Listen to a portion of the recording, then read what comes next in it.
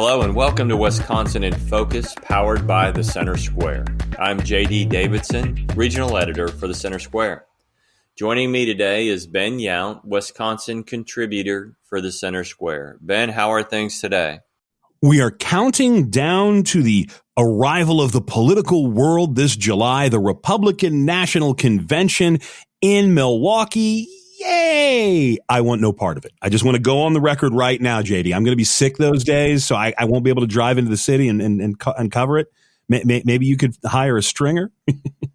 The Center Square will be at both conventions this year with video and reporters. And we're lucky enough that the Midwest is so important that both conventions are in relatively close places for us to be able to be at. So we're excited for that.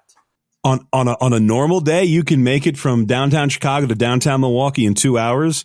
Convention time, yeah, not so much. Although, hey, you know what? Come out. I'm in the burbs. Come out. We'll throw down some burgers and brats on the grill, and we'll have a grand old time. But I won't be able to drive downtown and make any coverage. Sure, not even do Brewers games. Well, I can make it to the Brewer game. I think they're out of town that week. They had to schedule. Well, they'll have a concert or they'll have some sort of, reception at American Family Field, because the Brewers are out of town. They're on a road trip during those days. But yeah, if you guys make it to the ballpark, I can make it to the ballpark. It's my laryngitis kicks in just when I get past the ballpark and get close to downtown. Perfect. I'll keep that in mind. We are recording this on Thursday, January 18th, 2024. Well, as we just talked, Ben, it's election season all over the country. Everything from school boards to the presidency is up for grabs. Wisconsin, even more than normal, will find itself in the national spotlight when it hosts the Republican National Convention this summer. Former chief of staff to Donald Trump and head of the Republican Party in Wisconsin had some thoughts after the primaries kicked off on a chilly night in Iowa on Monday. What's he saying? Yeah, we're really lucky here in Wisconsin to have Reince Priebus because he's part of that cheesehead revolution that transformed this state under Scott Walker about a decade ago. And he's the former head of the Republican Party. Used to be he's still a bigwig in the National Republican Party. He worked in the Trump White House during that first term, or the Trump White House, however you want to frame it. And so his Wisconsin ties and his national ties always provide some really interesting insight. And he was on the radio here in Milwaukee on Tuesday after the caucus in Iowa on Monday. And he talked about the path forward for Ron DeSantis and Nikki Haley and the path forward for Donald Trump. But the biggest takeaway for Priebus, and I tried to find the tape, but in my sort of podcast-addled mind, I deleted the sound bites as opposed to forward them to myself. But he essentially said that, look, Donald Trump got 51% in Iowa. And while in the sheer number of total votes, 56,000, I want to say, it is not that overwhelming, but that 50% plus, that was the mental threshold, as he said, that the sort of national commentators expected Trump to win. He performed as expected, but getting 51% sort of put him over that. Well, if Trump was going to be this good, then he would have won by more. He doubled up both DeSantis and Haley. And I think that there is now a sense of inevitability. And Priebus touched on that a little, saying that, look, from here on out, people are treating Donald Trump as if he is the incumbent. Now, he's not a candidate. He's essentially running for a second term, even though there was a gap in between. And, most Republican voters see Donald Trump as the inevitable nominee. Whether everyone wants Donald Trump to be the nominee, that's a question that remains to be seen. But there is a new sense of inevitability after Iowa. And depending on what happens in New Hampshire and South Carolina, that inevitability could be a closed case here by March 5th. Yeah, I mean, already with New Hampshire coming up, debates have been canceled. DeSantis is kind of scrambling to try to find a strategy that may work somehow.